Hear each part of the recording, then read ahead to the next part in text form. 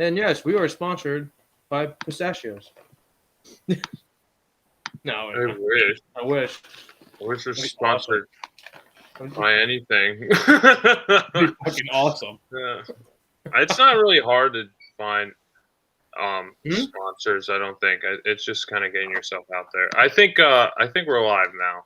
We are live. That's why I said it. We're definitely live. Okay. All right. 3, 2, 1. Welcome to BatYard's Finest, bringing you the finest of Batman and Superman and whatever the hell else we want to talk about in pop culture. With me always is the gentleman in the center of the screen. That's when you introduce yourself, Matt. Oh, sorry. That's your cue. Just message me. No. Also, I'm going to look down for 5 seconds. Hi, guys. I'm Matt. Sorry, being stupid. All right. And we are on this side. Yeah. So I'm JT. I'm Josh's brother. Yeah. So this is the For first those of time you who don't know me. we have a special guest today. Yeah, JT. Thanks for joining us. We've been talking for a while about JT coming on. We were originally going to start out with a Smallville thing, but we just never got around to it. That'll be in the future. We'll do another trio of us discussing all things Smallville. But today we're discussing a completely different animal. We are discussing both cuts of Superman 2. And Matt, since since you're so great at Synopsis, I wanted to see your interpretation of Superman 2. Well, you could just talk about the regular cut. Okay? Just the regular theatrical cut before we get into the other stuff. You son of a bitch. Oh wait, before we get into the meat and potatoes of everything, should we is there any like BS you want to talk about? Anything that kind of comes to mind before we get into the the full course meal? Not really. Not that I know of. Yeah, I don't really have too much to say. There's a few things about this the Snyder cut I wanted to mention that what was it? It was just like little blips. But they'll come to me. JT, do you have anything you want to bring up before we just have this whole out discussion? I saw my octopus teacher, which was today. I thought that was a good film. That's all I want to say. That documentary on Netflix? Yeah. Yeah, that's cool. So you should check it out. Yeah, I watched half of it. It was pretty interesting. It's about this guy. He's in South Africa, right? That's where he is, right? I believe so. Yeah. South Africa. He had like a South African accent. Yeah, and he was He travels in and out of the ocean to witness this one octopus, and he eventually gains its trust, and they become friends. And this is actual documentary, so they got the undersea shots, and they're up close and personal with this mollusk, this octopus. So it's over the course of several years. He's going to the same spots, viewing this octopus, right, Jay? It takes place like about over the course of 1 year because octopuses only live for about a year. But yeah, He goes there every single day for a year. So he's there for about 80% of this octopus's life. And it was I thought it was interesting just seeing how octopuses live. They're different animals, They like to punch fish. They beak them to death. No, they. From my news that I know of octopus, they like to just randomly punch fish for no reason. Yeah. Do they ball up their tentacle and just punch them? Like, they kind of whip them. They just whip them. That's pretty yeah. cool. Yeah, it's like it's punch. a weird thing. I want to see They just like to do it. It happens in like a fraction of a second. They just go pop. Yeah, that's pretty cool. Yeah, I watched half of it. I do have to finish it myself. I know it's on Netflix, right? That's where it is. Yeah, it's on Netflix. It's Okay. a critically acclaimed movie on Netflix. I think it was up for an Oscar or nominated for an Oscar or something. Really? I didn't know. Yeah. I guess there are Oscar documentaries are nominated for Oscars. Who knows what the hell the Oscars is going to do this year with not too many. Well, at least last year's Oscars, the 2020 Oscars. Yeah, COVID. It's crazy. Since nothing was released. So I guess we'll go into the meat and potatoes of everything. I'll bring up what I have to say later on during this discussion, because behind the scenes of Superman 2 and this Justice League film, they have some similarities, so they'll definitely be showcased throughout this discussion. So Matt, since you're looking at your phone, I'm hearing everything you're saying. Are you ready? Oh, Nick texted me. Fuck Nick. Get him out of here. Don't even look at him. Okay? So, Matt, are you ready to do the synopsis of Am I ever ready for anything? Well, you're ready for this now. Okay, so basically, this movie is slightly picking up from Superman 2 in a somewhat sorts of way, because they like to do, in the beginning of the movie, they like to do a big, just a repeat of what's up, like catch up for you, like a recap for you in the beginning to get you to the point of what's happening and what's going to happen in the movie. What's happening with this. So General Zod and his group of people get banished into the Phantom Zone, so they're just floating in this freaking crystal thing throughout space. The only way you can unlock it is by blowing it up, and they do that in the fucking first movie. And later on, you get to see, Lois, they bring you down to Metropolis, and Lois and Clark are working together. They end up going onto a case, a news case that's in Niagara Falls, and they're going to do this whole, news story. But in the midst of that, Lois has a thought that he kind of looks like Superman, so it's going to happen. She has this, thought going on in process. And meanwhile, Lex Luthor escapes from jail and finds Superman's Fortress of Solitude and ends up deciding to look around, figure out things, and activates Fortress of Solitude, and gets, I believe it's his mother. Superman's mother is on the call this time instead of the father. Mm-hmm. So that happens. He ends up having a discussion with her, and that, and they end up figuring out a couple of here and there things, and finding out Zod is going to be coming around in the near future. Someone unlocks him from the prison. And meanwhile, this is all happening. Lois and Clark are doing the whole thing. Lois drops the S-bomb on Clark. Clark's like, what are you talking about? So to find out if he's Superman or not, she jumps into the water, into the falls, right into the river, into the falls, into the rapids, the rapids and everything. And Clark is like, "What do I do? What do I do? What do I do?" He ends up running after her, screaming Lois, and this laser beams the hell out of a tree to save her and shit. They end up saving her and getting out of the water without becoming Superman. And then they get her back to the hotel so she can get dry and warmed up and everything. And they end up figuring out, it's definitely, he's fucking Superman. Yeah. Definitely finds that out. Because he falls into the fire pit. Mm-hmm. And all that junk. So they end up doing that. So Clark ends up taking to the Fortress of Solitude, showing her what his place is and all that crap. He ends up giving up his powers for Lois because he wants to live a happy life with her as a normal human being, and gets his ass kicked in a diner. How sad is that? Then he ends up going, after getting his ass kicked, he decides to change his mind. He ends up going back to the Fortress of Solitude because he finds out that General Zod has taken over America, hijacked the headquarters of the White House. Well, that's important. I know. Zod took over the White House. So he ends up doing that, after seeing that on the old tube TV, hikes back to his fortress, ends up getting his powers back, and going back to Metropolis, sets up a new, their lives again as news people, news writers.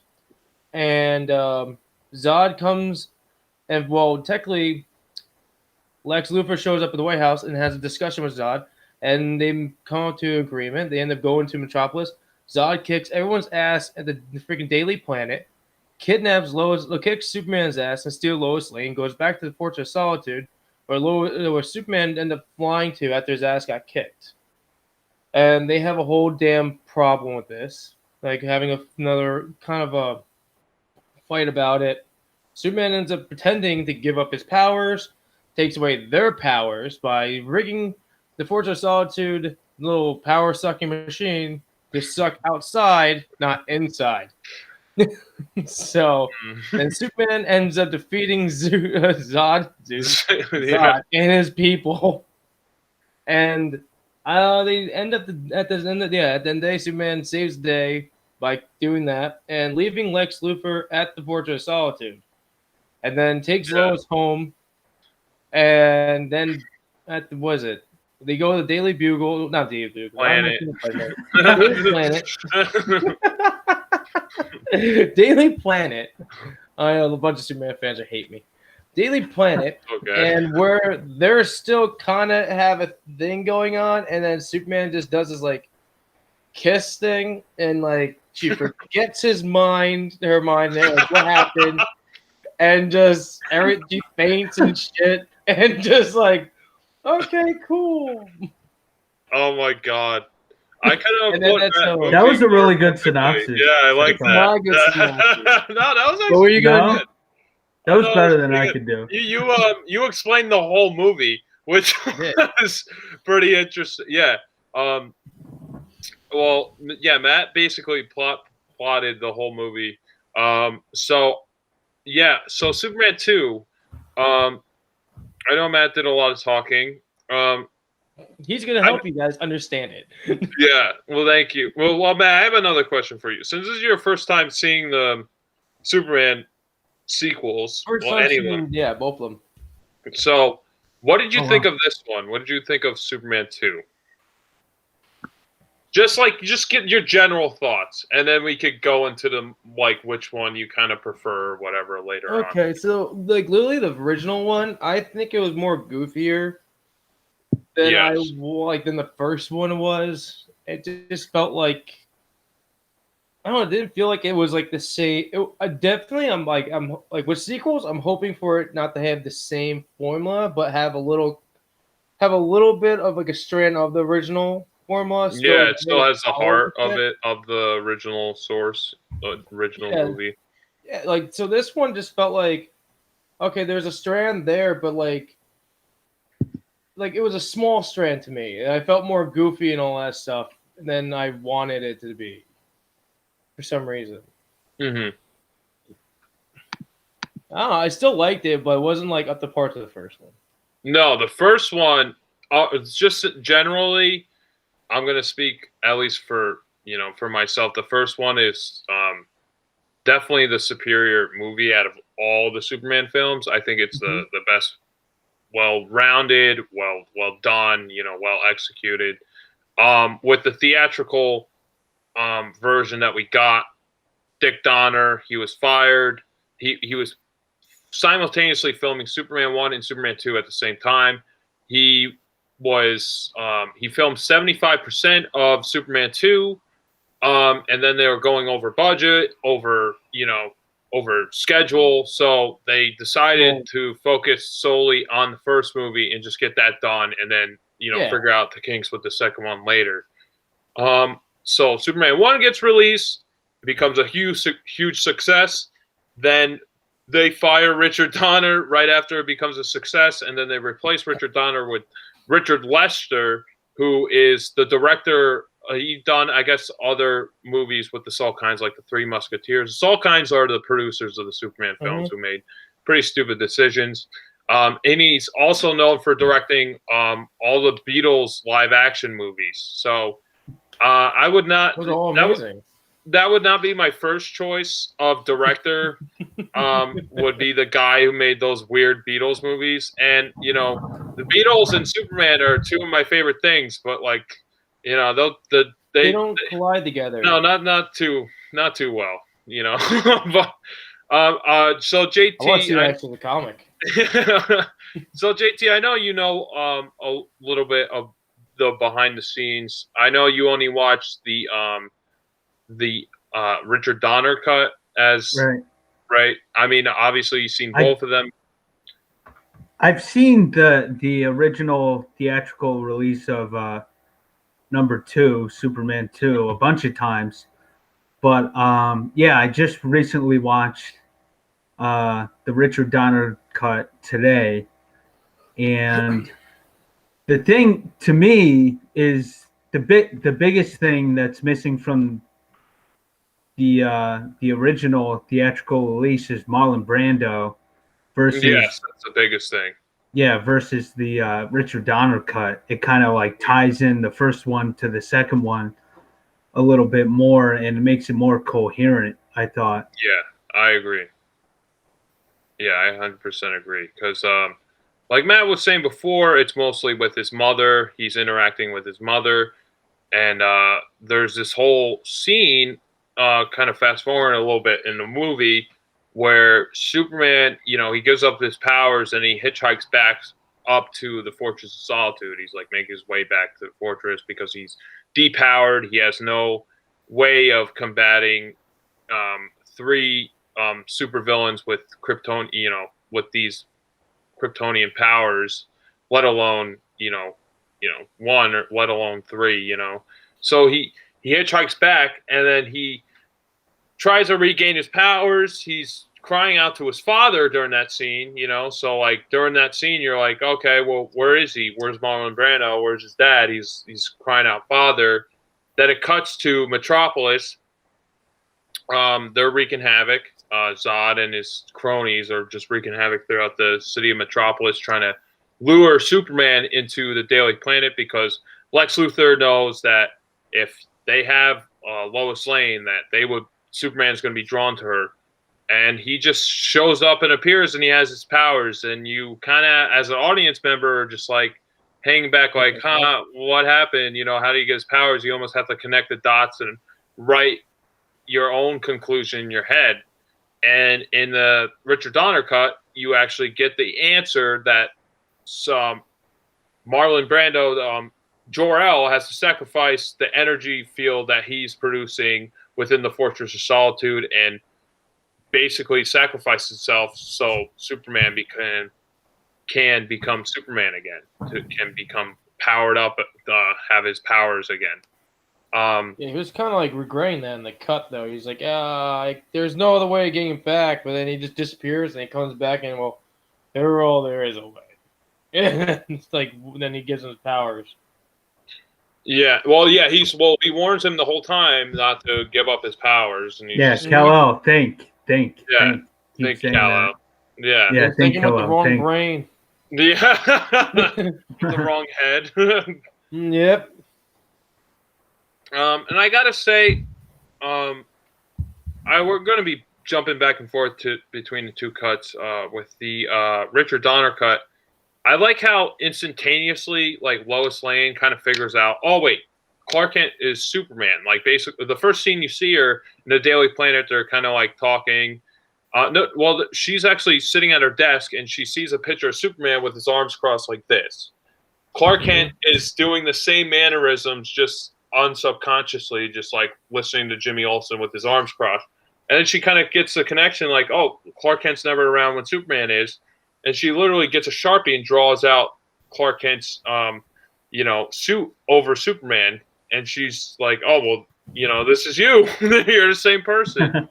And with all the time that you spend with the theatrical cut, it takes a very long time for Lois Lane to even get to that conclusion. Like you were saying, Matt. Right, they just do it from the get-go. Yeah, they just start out. There's a lot of fat to the theatrical cut that is not necessary. That with the Richard Donner cut, they just get straight to the point. Like with the version that we got in theaters, with Superman has to go to Paris. There's a terrorist attack. There's the Eiffel Tower. There's a bomb on the elevator of the Eiffel Tower. Lois is there.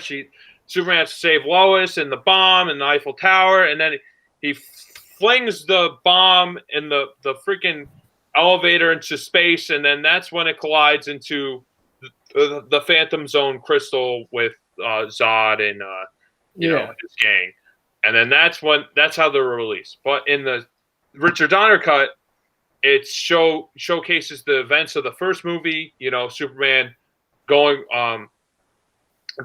to California, taking the rocket, the missile that's about to decimate the whole coastline. When he throws that, so it actually connects the movies a lot more coherently, like JT was saying. And the missile is the reason why they're released, because he throws that into space and then it's just a explosion. So either way, there's an explosion in space, and it's just, you know, with all that unnecessary padding with Paris, it was just a set piece that really didn't need to be there. It was charming to see Clark, you know, Superman, you know, oh, I believe this is your floor. You know, I like that. You know, I love Clark, Christopher Reeve, you know, just like more of him was great. It's just not really a necessary scene. You know, it just got straight to the point with the other version. Yeah, I agree with you. Like in the scope of things, like going to Paris didn't really fit in with the scheme of doesn't really add anything of the two movies. Yeah, it didn't add anything. No, it didn't. I agree with you guys with the director's cut edition, because it just jumped right to the point. I liked how she actually ran into the office with him when it was supposed to be just Clark and with the boss. And she's just like, oh, yeah. And like, on the boss, he's like, yeah, Superman. There's bullshitting around with him. Oh, like, yeah, like elbowing him. And then he's just like, then the boss is like, oh, wait, why don't both of you guys go to Niagara Falls? Yeah. It's just one of you. Yeah. Both of you go. There's so at least, the boss actually sets it up. Yeah, Clark doesn't even want to go. There's a setup for them he's going like to Niagara Falls in that cut. In the other one, they just go to Niagara Falls, and they're like, oh, we kind of, we're doing a story. Says, like, yeah. I think it's funny how Clark doesn't want to go because what's that? I think in the theater cut, he just says, like, the boss is like, oh, Lois is going, you should go too. Yeah. Like, I think he does that. Yeah, in the Richard Donner cut, he's like, I don't want to go. And Lois is like, come on, Clark, come on, let's go. Yeah, let's go, buddy. Let's have fun. I think he's resisting to go because Lois Lane is like on his scheme, you know. He knows that she's hip to him. See, he wants to like an arm's length away from this whole situation. He doesn't want to be, because she'll obviously find out. Like if they go together, she'll be able to interrogate him one-on-one instead of, you know, with this safe space in the Daily Planet. And I know, Jay, you wanted to. I know you really wanted to talk about this scene where Lois Lane jumps out of the window. Where that was fucking. Oh yeah, that was hilarious, and it wasn't as bad as I thought. As I originally remembered was trying to tell you that. She's like, Superman, you're not gonna let me die if I jump out of the window, and then she jumps out of the window. This is a Richard Donner cut, and he races down to the first floor on the outside on the sidewalk and like blows, you know, does his super blowing or whatever. Cool. The super breath, yeah. Super breath. Thank you. That sounds better than what I just said. Slides down like a feather, you know. Yeah. And then she jumps into like a fruit container or whatever. Well, it bounces off of a sidewalk like over, like it's like a tarp, like a roof, like a tarp. Oh yeah, a tarp, out, like a thing that then she bounces like in a cartoon onto the thing. Yeah, but that was pretty funny actually. Yeah, I think. And then the tone of the movie. And then you get Lois. What have you done? From like 4 floors up. Yeah. Which is that's like classic Clark. I get Clark stand-in. Yeah, that is classic. Josh was telling me it's Clark stand-in. It's not even Christopher Reeve. It's not Christopher Reeve for that shot, but you wouldn't be able to tell. It's just like a quick shot. Yeah. Because so the story behind the Richard Donner cut is that they released this in 2006. Christopher Reeve passed on 2 years prior to that in 2004. So they had 75% of the movie. They had to fill the gaps in, the 25% gaps with, you know, CGI at the time and whatever special effects and whatever they could kind of fill in. And maybe test screen footage, yeah, for a prime example, and maybe some bits and pieces from the Richard Lester Yeah, version. I definitely noticed that. Some of them. Some stuff, like especially Niagara Falls, I noticed. Yeah, but I don't know how. that. I don't know what he shot and what versus Richard Lester shot. You know, with some of the stuff. I know with the Richard Donner's cut, the majority is Richard Donner, but I know they had to fill in gaps with whatever they had to have a complete movie. So Richard Lester directed Superman 2, 3. I don't know if he directed 4. Did he do 4? I don't know who did 4. 4 is its own other animal. Man, I know Christopher Reeve for 4. I saw the trailer. Story. I saw the trailer for it. I saw it. That's fucking fucked. So Matt, fucking trailer. Fucked. It's so fucked that it's great. That's how great. That's the movie. I wanted to ask you. I'm going to talk about. We're on 2 right now. I saw that movie when I was a kid, and I didn't know that it was fucked. I just thought it was a Superman you're a kid. Movie. Yeah, that's you're it. Kid. You're It's thinking amazing. Superman. When you're a kid. Yeah. No. These movies are projected towards kids, so they're not going to be a perfect, amazing story. Yeah, especially for that time. I mean, I wanted to ask you, Matt. So you saw both versions back to back. Yeah. Which version do you think is the superior version? Like, which one would you like? Which one would you go back to? You would go back to the Richard Donner cut? Yeah, I like the Richard Donner's cut better. Why do you like that one better? Because it's more straight to the point. There's no like weird like transitions with things that's happening. They give you more explaining than the original theater cut did. There's a lot more. There's a lot more like the Zod stuff is a lot better to me. Yeah, than it was in theater. Like you saw him be more brutal and evil, a lot more menacing. And as much as I hate snakes, I don't have to see the snake burning and twitching when it's on fire. That was almost so stupid. It was that was really quick. Yeah. I like the Lois and Clark dynamics that was happening, and how Lois was figured everything out and putting every puzzle piece together throughout the movie, and until like the part when they actually get together. I love the part when Lois shoots him with the cap gun. Oh yeah, that's one of my favorite parts. Shoots him, and he just thinks he actually got shot and ricocheted off. Yeah, and he automatically knows like, I'm fucked now. You got to take out the glasses, and, like, all that crap. So like, I think it's funny that works a lot better. It's so much better, even with not being completed. Can you just imagine, like, how much better it would have been if he did the whole movie? Yeah, the whole thing done, fleshed out. No, it would be way much better. But he was juggling 2 movies at once. I can see what's happening here, and where they wanted to get him, just get rid of him. But they're stupid of getting rid of him because that shows. Well, the thing is, like, him trying to shoot both movies at the same time shows that like he's determined to make this franchise work, and he wants to see it grow. That's kind of bullshit. Everything that could have happened wrong with behind the scenes kind of happened with the Superman franchise. At least the first 2 simultaneously filming those. But yeah, it's like pretty crazy what he went through. They just went over schedule, over budget. Is that what you mean? Yeah, they went over schedule, over budget. I know there's pushback from the Salkinds. They spent millions of dollars just for fucking one actor. They paid which actor? Marlon Brando. They paid Marlon Brando $3 million for like less than 20 minutes of screen time for both movies. So the reason why he didn't show up in the second movie is because they would have to pay him more if he actually showed up in the film. So they decided, let's save some money and let's get his mom to do all the talking. Even though it doesn't really make any sense when he's crying out father and you don't see, him having that conversation with his father. Like you never saw his mother before ever and then she Yeah. just Oh, no, shows when up he- in the second movie. When they It's- launch I him, don't you know. see It's the kind of mother. weird. When they launch him Yeah, away, you don't see his in the mom. first You one? see his mom in the first movie. Well, you see her in the first movie. Yeah, Is that the same actor, by the way? Yeah. It's the same. It's the same lady. Okay. Same lady.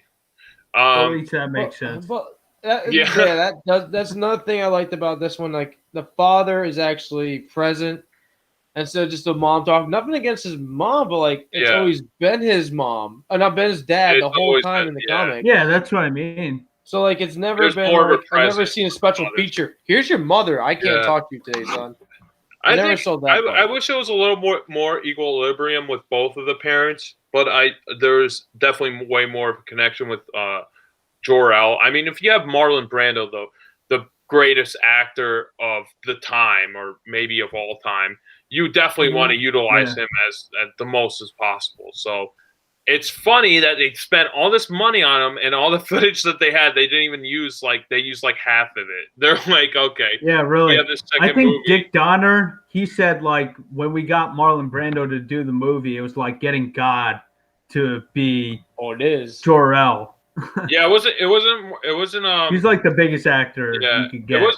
It wasn't Yeah. Richard Donner. It was one of the Salkinds who did it. The younger one, Well, Alexander Salkind. Uh-huh. He said that. Oh, okay. Sorry. Yeah, no, that's all right. I just remember that. Yeah. Yeah. Yeah.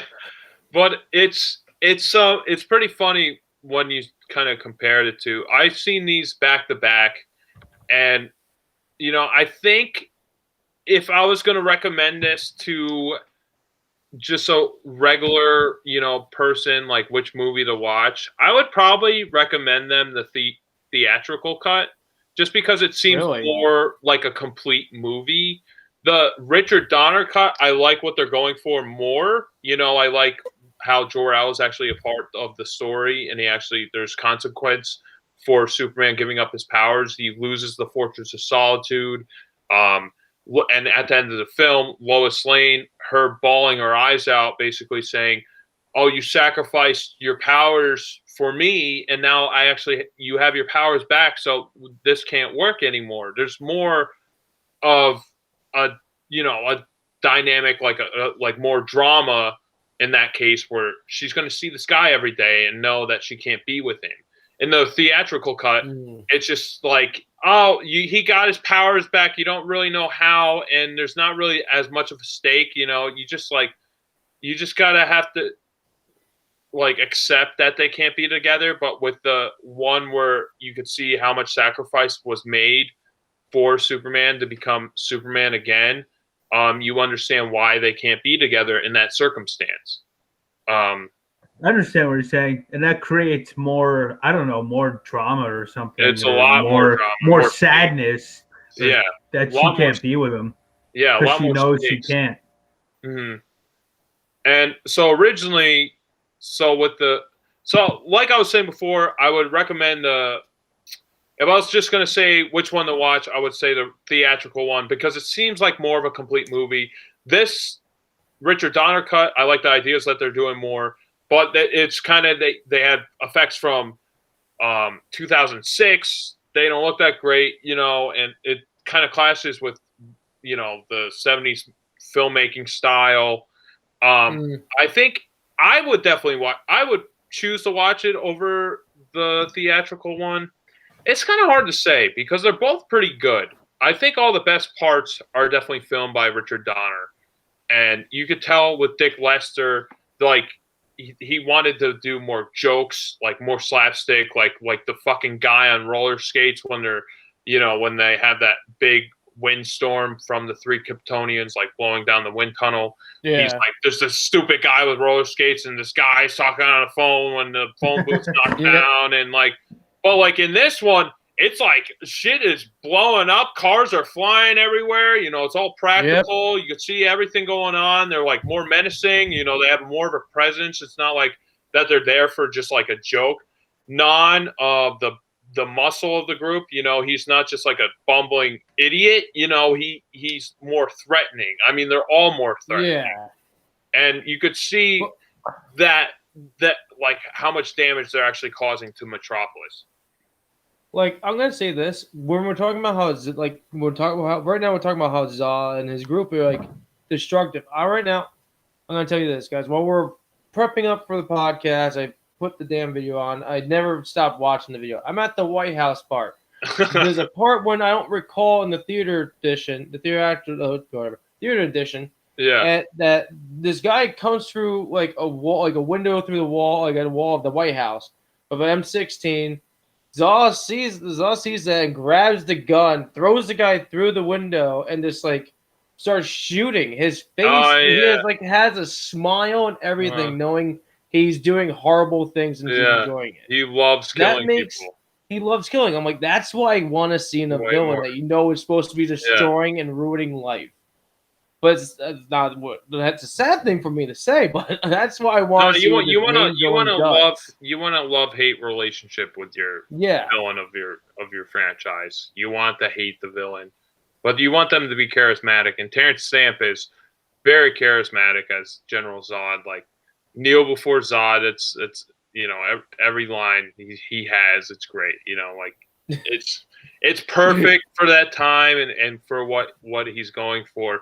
And that fight during Metropolis, there's like some action set pieces that I'm surprised that they didn't even use for the theatrical cut. Like there's one part where Superman fucking throws Non through one of the buildings and he's going through like, I don't know, like a couple. Oh, is that when he punches him through the sewer, right? They go down in the sewer, and he goes through the Daily Planet. Like he goes through like a bunch of like I don't know, like a couple floors of this skyscraper. He gets launched out, and it's like there's a lot more action, I would say, with that version, and the other one's kind of played more for laughs. It's more slapsticky. While we're talking about the Zod group, the one thing is I enjoy actually this way of how they're doing it than actually Zack Snyder's way. All right, yeah, continue. I mean, I agree with you. I don't want to. I do not want to. I didn't want to bring it in, but like just seeing like them like in that one they bring in spaceships and things is wrecking the city. Mm-hmm. I rather like this is proper for me to see just 3 Kryptonians come to Earth and just like after getting unlocked from prison they were stuck in and just trying to figure out what the fuck's happening and then try to take it over with their own like newfound powers. Instead of like, yeah, we knew we have these powers. Why do you think we have these mech suits too? Blah blah blah. We don't need anything. We just have all this crap. I like this fight scenes with these guys are more subtle. They're practical. They're practical. They're more subtle. That's the biggest thing. And they're subtle. They don't look like they have to do that much. They know they can destroy a building by a flick of the finger, but they're just doing everything. So it's just they don't need to. It's so easy. It's so easy for them that like anything that combat them that would be human, man-made. It's like nothing. It's like a toothpick, Yeah, it's just snapping a toothpick. It feels right with this movie with them. The only thing I wish they weren't pale in the face. I don't know. They're evil. Wish they had some color, but they're evil. Kryptonians are technically not able to tan because they because I don't know, their skin's not affected by sun rays as our skin is. And Christopher Reeves needs to figure that shit out unless it's a suntan. He doesn't have that much. He has color to the face, but he doesn't really have a tan per se. I know what. Oh, he has more of a color to the face than these guys do. Yeah, definitely. Tom Welling's Superman, not Superman. Tom Welling's Clark Kent. He wasn't allowed to tan throughout the whole series, so like that's why he's always just like he can't tan. He couldn't suntan throughout it. I thought that was kind of a fun fact, The Superman can't tan. He's out in the sun all the time. Yeah, exactly. But no, I definitely agree with you on that notion. I think with my problem with Zack Snyder's Justice League, Zack Snyder anything, it's just, especially with the new Justice League, like the action was cool. There's a lot going on. But there's almost too much going on, and it's just like I can't comprehend what the fuck's going on at points. And then like it's all CG. It doesn't look real. It's all fake. With all this stuff, it's like a Michael Bay movie. Yeah, it basically is. With all this stuff, they're basically brothers in a way. Yeah, they're brothers. But fight scenes and everything, they're like brothers. But with this, everything's practical. All the destruction, like when they're bursting through the Daily Planet walls, are fucking flying everywhere. Debris going around. They're flinging cars across the street. Cars are blowing up. Helicopters are falling down. There's actually, there's a physical, tangible thing that's happening on screen that I could connect with because it's actually happening. Something actually blew up. Something actually, was destroyed. With this CGI madness, it just looks like a video game. The Justice League looked like a video game. Like I explained it. It was like this game that me and Robbie actually enjoyed. It's Gears of War, just with extra shit added to it. That's it. With that movie, but back to this and the Superman 2 movies. With the part when they're fighting in Metropolis at night, when they have to pick up the bus. I liked in the director's cut, they scraped away hey, pick up the other end. I don't need you telling the other guy to pick up the end. I like to see these guys just get it and just got rid of it. Yeah, they're just unison. Like I said, there's a lot of padding in the theatrical cut that's unneeded, and Richard Donner, they just get right to the point. It's just they just shave all the edges, and it's the behind the scenes of these movies is as interesting as the movie themselves. Just like what was going on behind the scenes, I definitely recommend seeing what was happening behind the scenes. It's pretty interesting. So Jay, I know you watched the Richard Donner cut. I know it's been a while since you've seen seen it prior. What are new reflections that you have on like a fresh rewatch? Matt, where the fuck are you going? We're still recording here. We're still here. Getting another beer. Okay. I'm like, I'm fine. I don't have to talk. I'm gonna leave. You know what I noticed is that the scenes between Kal-El, Superman, and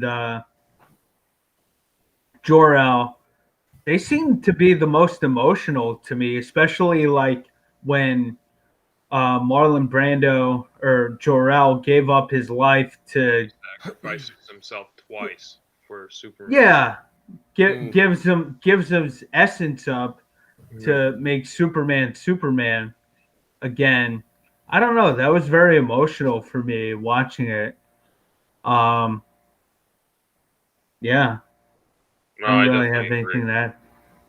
Yeah, I definitely agree. And I think the stuff with Jor-El was the most emotional, the gut-wrenching, that got pulled the heartstrings. And the stuff with Lois Lane and Clark Kent, especially when she has to figure out, she realizes that she has to see this person throughout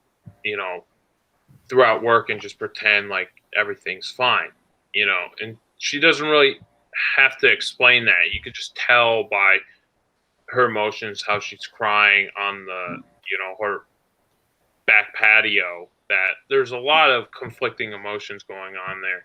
And the reason with the end of the Richard Donner cut that he reverses time again, that was the original ending for Superman 2. Since they're filming Superman 1 and 2 simultaneously, they're like, all right, we need a big ending for the first movie. What do we do? Okay, let's use the ending from the second one and put it here and figure out the ending for the second film later on. Okay. Oh, wait, I'm fired. I can't figure that out. And then, so Richard Donner gets fired, and then they get the Beatles director, Richard Lester. They're both Richard. It's a little confusing. But Lester to, kind of figure out what the ending was. And then in that version, he gives them the Superman mind memory kiss that erases all her memories of the past couple days. I have a question. Does Superman even have that power? In this, he does. In Superman 2. A lot of these movies, they just make up powers. They just make shit up. Fucking in Superman 4, he has Gumby fucking building powers with his eyes. He has noticed Gumby powers. Right.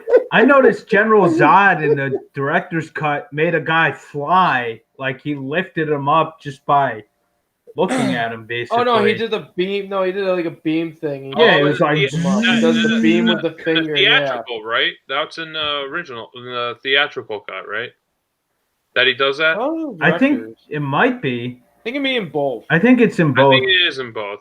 I with General Zod having different powers than Superman, I kind of like that. Like maybe like he kind of figured out how to utilize different abilities that Superman wouldn't really pick up or figure out on his himself. I almost see it as like, humans have different abilities, different strength. So like if Kryptonians had, were real, I think they would have different abilities, and I kind of like that. I like how they're like different in some ways, And the ending with the Fortress of Solitude are very different. They have that whole combat scene in Metropolis, and then they follow Superman to the Fortress of Solitude because Lex Luthor knows his address because prior he went to the Fortress of Solitude finding out all this information. In the theatrical cut, they have a little combat, and then Superman throws his S at Non, and it looks like a fruit roll up freaking wrap. It looks like a fruit roll up. Yeah. And in the other one, they don't fight at all. It's just like, all right, they're at a standstill. It's almost like a mental chess game at that point. Yeah. I mean, it's a chess game in both films because Superman does something pretty clever to depower the other Kryptonians into, basically submission. He outsmarted them, which was fun. It wasn't like Man of Steel when they're just punching the shit out of each other's faces and then they're just smashing through all the buildings through Metropolis, and then all Metropolis just blows up. And Superman actually cares about people. You see Superman saving people throughout this film. He's saving the bus. He's saving, he actually cares about what's going on to the humanity. And Man of Steel, he doesn't give a fuck. He's just blowing. Everything blows up, and it's like my senses all around are just getting oversaturated. I'm like, oh my god, I can't watch this anymore. It's too much. Too much is going on. And in this version, he actually cares, and we need to see that with Superman. There needs to be that direct connection that the humanity of the alien. Right. Well, he's more human than alien because he was raised by humans, which is almost forgotten. A lot of storytellers who tell Superman, especially recent years. I think a lot of the heart is missing. It is missing a lot because another thing I want to throw in, because we're now in the fortress fight scene. I liked how when they lost their powers, Zod thought he still had his powers, and Superman shakes his hand, and then he starts squeezing like he's breaking it. Yeah, realizes shit. Right. He ends up throwing him, and he ends up falling into one of the crevices of the fortress. And then later on, the other ones will follow. Yeah, and that's what I liked. I'm like, okay, and he just ends up dying in that way. I'm like, it's kind of a crap death, but it's better than what Zack Snyder did with the Man of Steel, with Superman having to kill somebody with his own bare hands. Proper like that. That's my least. I don't want Superman to kill unless he's really and then he really has to. I mean, he kind of had to at that situation. I feel like he had to in that moment. Yeah, I don't know why they had to write it. That's my least controversial moment of that whole film. Like him killing Zod in Man of Steel. I didn't have a problem with it. It was just like his lack of emotion and caring about humanity when he was crushing through Metropolis. That's what I really, had a bad taste for. And then he suddenly cares about these 4 people who are about to get laser-eyed. I mean, you murdered all these thousands of people throughout these skyscrapers. Why do you care about this family all of a sudden, Just a step up for the movie. Yeah. And then Batman, You yeah, set that's that up. That's why I was. Well, I done. don't want It to was talk to about set these that movies. up. We're supposed to be we're talking about Chris I Reeve. know, We're but I'm talking just about saying. fucking But no, but I heyday of like how Superman. that went. Like I liked how that went in the movie. But at the end, they end up blowing up the fucking Fortress of Solitude of the director's cut. Yeah. I don't remember it being in the theater cut being blown wasn't. up. So with that one, if you could do that, the movie series will follow the one. I mean, like they actually did did, two yeah. afterwards. So that means Zod and the group are kind of probably alive. Back, yeah. And Well, just trapped. if so, probably. So hypothetically, if Richard Donner continued Superman 2, he wouldn't have done that ending where he reverses time again. He would have done something else. I didn't know Who that. knows That's what he really would have interesting. done? Yeah. So who knows what he would have done? I would be. I don't know. I wish I could freaking fly around the world and change the fucking movies and just keep Richard Donner in the helm of all the Superman films. You know. I think you know that song by Cher, "If I Could Turn Back Time," that was based off the first Superman movie. Yeah, yeah, she sang that. Yeah.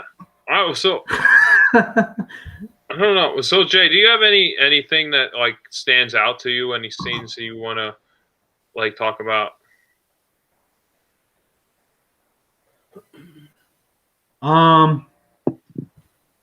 Nothing in particular. Yeah, I don't know. It's just, again, I go back to the Marlon Brando thing, like making it more coherent between the two films. More connected with the first film. So Matt, what else? Before we get into ratings of, the movies, what are your thoughts on Superman the movie, the first movie? Because I never really asked you this question before. And I know we'll do it in a future podcast. It's been a while since I watched it too. You saw it in the theaters. Maybe saw it in 2 the 3 years. That wasn't so that recently. long ago. I mean, that was like a year or two ago. Yeah, that was like 2 years ago. So like, no, the thing is like I like the first one. I really liked a lot.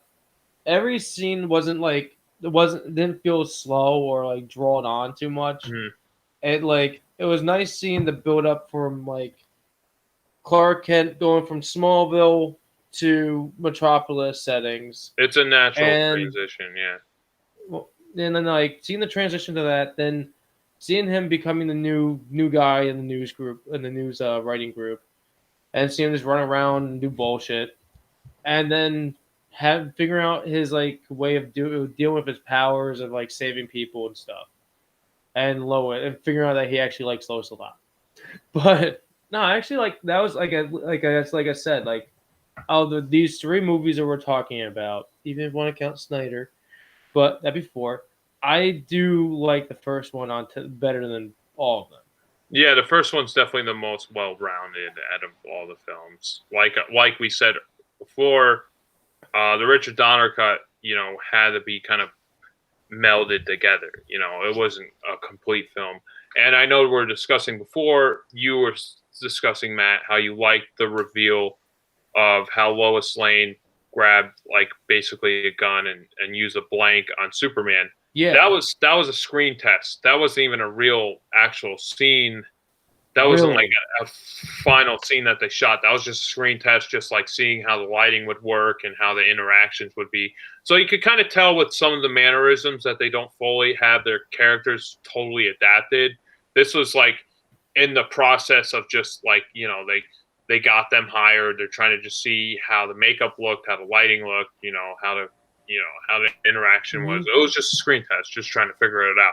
So that's why in between shots, his hair would change, his glasses would change, and how the set just looks. It doesn't look very elegant. It's just a basic room, In the theatrical cut, it's this, it looks like a very in-depth room. There's like beds over here. There's a fucking polar bear skin. There's a lot going on in the room, and the reveal it's set up to be like a romantic hotel room. Yeah, right. Because they had ability. They had the honeymoon suite. Yeah, it was a honeymoon Basically, suite, which yeah. what they probably would have shot if with the Richard Donner version, it would have been probably the same set, but they didn't get that chance because they didn't shoot that scene, so they just used a screen test to kind of fill in the pieces there. And the reveal of Superman in the theatrical cut, I think it's kind of stupid how he reveals it to Lois Lane, because he kind of just trips in a fire and he's like, "Oh, my hand is, don't look at it," and then he shows his hand. It's on fire. Don't look at me. Yeah, don't look at me. Meanwhile, she's pulling his hand out of his sleeve with ease and looks at him like, "Oh." Yeah, it's fine. And just because he's not burnt, she's like, "You're Superman." Yeah. Oh my god. Even like if a regular person fell in a fire pit, if their hand was in it for a fraction of a second, they wouldn't have burns on their hand. You know, your skin needs to be in contact with the flame for a certain amount of period of time for it to actually cause burns. Right. It was like instant. If you he do got hit out like, pretty recently. well, technically, if you do hit like a log, your hand will get burnt. Yeah, it scorched easily. a little bit. It was, but like that's probably what she was kind of more looking for. I want to give Lois some help on this one with this theater cut with that. No, I don't blame Lois at all. I think the whole thing is stupid because Superman tripping shouldn't even happen. Superman doesn't trip. Clark Kent trips if he's acting to trip. Unless you want to read into it like he tripped on purpose because he really subliminally wanted to show Lois Lane that he was Superman, subconsciously wanted to tell her, so he tripped on purpose. Yeah, but that's what I mean. With this movie, you kind of have to like fill in the gaps. Like you have to almost write the movie behind the scenes in your head. Like you're like, oh, he's crying out to his father. Oh, he has his powers. Okay, I guess they have Kryptonian technology in the Fortress of Solitude to give him powers again. Okay, I wrote it in my head. I fixed it, and you got to connect a lot of the dots in the film. So that's why there's so many, it's like you almost have to put on the layers of the film, and you understand why that some scenes are lacking in that fact, like with depth. But I think the theatrical cut seems a little more, and not really coherent, but it feels more complete as a film than the Richard Donner cut. It doesn't have Lois, what have you done? No. And that's fine. That didn't even bother me. I don't know why he kept bringing that up. That was like such a fine thing. It's so out of the blue. It's so out of like it works. It works. I don't think it's. It's a stupid thing Clark would probably say. Yeah, he would say that. Yeah, exactly. Go like, oh, what are you doing? Like it's not him, and it's just. Yeah, but it's fine. It's a wide shot. There's a scene. There's a close-up scene at the end of the movie. Not a close-up. It's like a mid shot where Lois Lane is typing on the keyboard, like telling the story, and then like time gets reversed. Perry White's toothpaste gets sucked back into the tube. That wasn't Margot Kidder. That was just some random stand-in. So like, if that works, then Lois. But you don't notice it. Way better. You don't notice that either. You're the one drawing attention to it. Yeah. It was such I noticed shot, it. like for a couple seconds. I enjoy that part when the toothpaste part, because the guy literally is smoking a cigar throughout his house, and he's gonna brush his teeth. I was like, is he gonna smoke a cigar and brush his teeth at the same time? Yeah, clean your out, got it. Yeah. Fucking what the fuck? I was really expecting that. And also, I want to say, as another tidbit, Perry White was played by Jackie Cooper, who was one of the original Little Rascals. Our gang. He plays Jackie. It's the gang before Spanky and Alfalfa. It was when it was still Our Gang before the Little Rascals. Mm-hmm. So you could see him as a little rascal as a little kid, and they do have this. Well, obviously he has the same face. It's the same person, but you can tell that it's him when it's a little kid. It's pretty funny. And another thing I want to bring up, I'm kind of disappointed with them leaving with Lex Luthor with hair mostly through the movie. Mm-hmm. And he has like the actor probably has real hair or whatever the hair they want to give him, the hairstyle. Like, it's nice that they did it so they didn't have to keep ball capping him or make him clean shaved the whole time. But like, it just like that doesn't feel Lex Luthor to me. Including, I liked how they made him not really the main focus point of the movie too. Yeah, Like, yeah. as they didn't make him like, oh, we're gonna throw Lex into this, but we're gonna have him a side character. He definitely progressed the plot of the film, but he wasn't the main. He's a helping hand. That's all he is. Mm-hmm. He wasn't plotting. He did plot. He had his little scheme in the midst, but it wasn't like super heavy that it just changed everything in the movie. Was supposed to go with Zod in the group. Mm-hmm. That's one thing I did enjoy. So a lot of movies don't do that, right? Yeah, it's always Lex Luthor with his freaking land, real. And you know what I miss? You know what I really miss from this film was Otis. Otis is in the beginning. He's not in the rest of the movie. Well, that would have been in either version. Yeah, I do miss Otis. Otis is great. One of my biggest regrets is never casting Matt as Otis. I think that would have been fantastic. You would have been good as Otis. You would have been a great. I already had too many characters there in that, man. Everyone. Otis is great. We were everywhere, man. I know. That's the same guy from that part. That's the same guy from that. Yeah. That guy's the same guy with makeup. Well, going back to your gripe about the wigs, what the hell is his name? Hackman. Gene Hackman. Gene Hackman didn't want to wear a bald cap throughout the film, so he's like, I want to keep my hair. That was with the first film. So they're like, all right, we'll compromise. We'll give you wigs throughout the film. So that's why his hair is always changing. At least the first film, like, established it. He has wigs. Mm-hmm. So he puts on a fucking wig. And at the end of the first film, that he does reveal that he's bald. He has the bald cap. So that was the compromise there. I should tell you guys, my earphones are about to, like, the battery's going to die. Very soon. No. Perfect. So if I disappear, you know why. Okay, whatever. Well, you won't disappear, but we won't. You don't tell that. Yeah.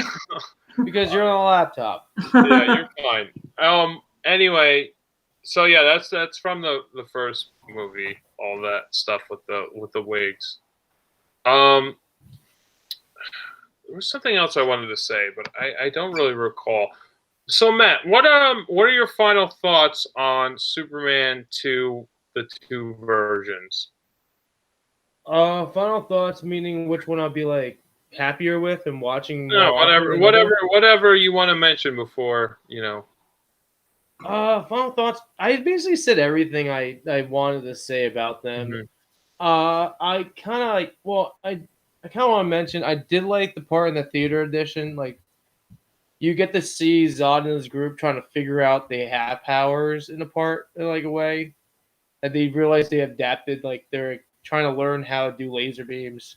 Mm-hmm. It was pretty neat. It was pretty nice seeing that, but like, it was goofy at the same time. I get it. You don't really need it. They just expect them to just automatically be like, yeah, we know we have powers. But in the director's cut, but like, it was kind of neat. And, oh yeah, don't forget, what was it? Product placement. Marlboro Red cigarettes truck. Yeah, they were. Yeah, they were in the movie, and you could see at the end credits that they don't Coca-Cola. I remember that. They don't. At the end of the movie, there was a credit that's saying they don't endorse tobacco use. At least they did. They don't. At least they did with the Richard Donner cut. I don't know if they did with the theatrical one, no. But it said at the end of the film, we don't promote tobacco use. Then don't have it as a sponsor. Don't have it as a product placement in your movie. Then. So JT, final thoughts on Superman 2 and Superman 2, the other Superman.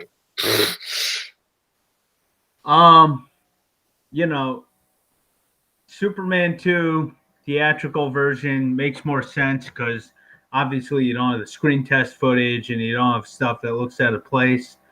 But Dick Donner version is just more coherent. I say this is the third time I'm saying it. It's more coherent with the first one. It makes more sense. overall, and you just get a sense that they had it planned out, between the first one and the second one. So I wish they had completed the second one. Yeah. Yeah. No, I do agree. I wish Richard Donner had the helm throughout the rest of the movies. So Matt, what do you rate the? Let's start with the theatrical cut and then go to the Richard Donner cut. I would like to say I'll give the theater cut. I want to give it like a 7.5. Oh, that's pretty high. Okay. And then do that, and then for the director's cut, I really like it more. I want to give it at least an 8. Wow. It's okay. Yeah. I'm like going by like the time period where it is and the bullshit that happening. Mm-hmm. So like for the time period of where this movie would have landed, yeah, those would be the ratings. It wouldn't nowadays movie would be like, what the fuck is this? But it wouldn't have a good presence in our time. But like at that time where it's supposed to belong, it's a great movie and well placed. Yeah. Well, I mean, movies are all time capsules, so they're going to reflect Yeah. on the time period they're made. Obviously, if this was made now, it would be like Man of Steel or something not good. So Yeah. these are quality films. Yes. So JT, what are your ratings? I give the theatrical version like a 7, and I give the Dick Donner cut like an 8.5. Okay, so pretty similar ratings. Yeah. I would probably give it about the same. Mine's not really too drastically different from you guys.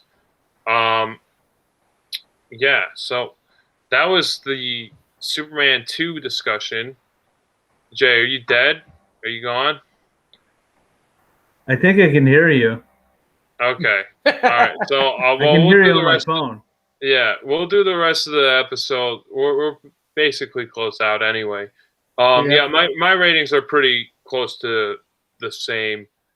Superman, the first movie, I'd probably give a 9 or a 10. I mean, it's one of my favorite films of all time. Superman 2 is a very excellent sequel. You know, it progresses the story and the characters how you want, and I think it's very progressive for the time that they set up the 3 villains in the first movie. You know, no one was fucking doing that in 1978. You know, they didn't. They set up like they're like, oh yeah, we're gonna make this a franchise. No one fucking did that. They barely did that after 1978. You know, They still don't. And I want to say there's another thing I want to say before we close the episode, that these movies, at least the first 2 Superman, seem the Tobey Maguire Spider-Man films seems very reflective of the Superman series. Like in this in the second Spider-Man loses his powers. Second Superman loses his powers. Both second films, their love interests find out Superman or Spider-Man. You know, they find out the similar things. They both give up their powers. You know, so I think Sam Raimi was definitely influenced by the Superman franchise, by the first 2 films, and even in the first movie, Aunt May says that to Peter Parker that he's not Superman. You know, and he does that. Superman. Tobey Maguire in the first film, he does the Superman opening chest, you know, when he's running in the parade to reveal that the Spider-Man spider. So I think Sam Raimi was definitely influenced by these 2 films. And I want to say that they seem like they kind of hit the same kind of camp quality in tone.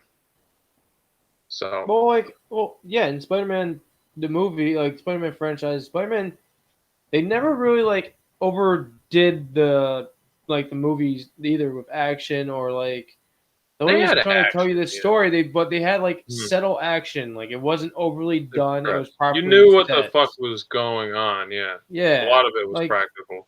It wasn't like ruined. It wasn't over just thrown around shit. When Even stuff with is the part with the like in second one with Doc Ock when they're actually at the end of the movie when the thing's destroying itself, like when the ball, like the power of spear, whatever the hell it is, basically a sun is being made and overgrowing, and they're trying to just take it down. The whole warehouse is coming in, but you know what's happening and what they have to do still. Even in the beginning, like in the beginning with Doc Ock, that when the tentacles go haywire, that does the same thing. Things are happening, but they're so subtle that you can tell what's going on. well, a lot of that was Like how practical too. A lot of that was practical too. I mean, we'll save all that for a Spider-Man discussion. We'll do that in the future. But I think there's a lot of similarities with the storytelling of the first two Supermans and the first two Spider-Man films. Yeah, but I'm just trying to say with mostly Gravy, like it just has a more fitting feel than mostly anything else that they have that's around that coexists with them. Yeah. Flow. When stuff is practically blowing up and cars are practically flying around, I actually, I take that in more so than a CGI fuckfest like Justice League or whatever. But yeah, that's that's our final thoughts on Superman 2. Please like, comment, and subscribe. Make sure to follow us on Instagram at BatYard's Finest Pod for the next episodes. And I guess we'll do the outro. So this is Josh from BatYard Productions sending you off up, and away until next BatYard's Finest episode. And this is Superman's pal Matt and JT signing off. Becoming super pals. Oh, I don't know. One episode at a time. One episode at a time. All right. Well, thanks, Matt. You saved the episode. All right. Jay, you want to say? You could just do. What's that? What? Becoming super friends one episode at a time. You want to do your thing? Becoming super friends one episode at a time. Perfect. Okay. All right. Bye, everyone. We'll see you next episode. We'll probably do King Kong versus Godzilla, the new one. So look forward to that. That's actually real. We screwed that one up. We forgot. We thought it was a week earlier. Yeah. But then next week we decided to do the original Snyder